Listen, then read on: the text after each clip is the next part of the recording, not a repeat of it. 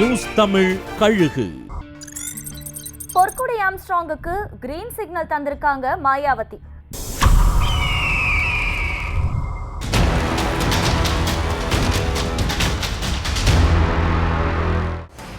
Armstrong கொலை செய்யப்பட்டதற்கு அப்புறமா தமிழ்நாட்டுல பகுஜன் சமாஜ் கட்சிய அவரோட மனைவி பொற்கொடி ஆம்ஸ்ட்ராங் தான் வழிநடத்த போறாங்கன்னு செய்திகள் வந்துச்சு. ஆனா யாரும் எதிர்பாராத விதமா ஆனந்தனை தலைவரா நியமிச்சு அறிவிப்பு வெளியாச்சு.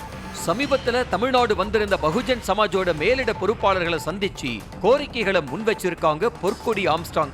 இது கட்சி தலைமையான மாயாவதிக்கு போய் சேர பொற்கொடி ஆம்ஸ்ட்ராங்க முதல்ல பெரிய அளவுல செயல்படுவாங்கன்னு எதிர்பார்க்கல.